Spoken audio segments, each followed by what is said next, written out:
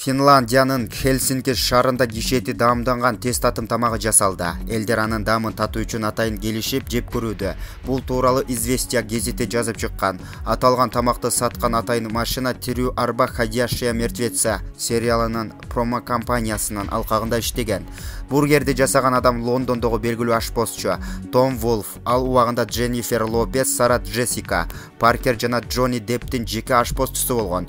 Бул рецептти даярдоо үчүн Том Волф мурда чындап адам этин тартып көргөн кишинин айткандары боюнча аракет кылган. Кишинин эти деп жасалган азыктын курамында уй, чочконун эти менен тооктун боору колдонулган. Мындай этти жегендердин айрымдары жана даамын чочконун этине, геси тунец балыгына окшоштурушкан. Булак Назар Ньюс.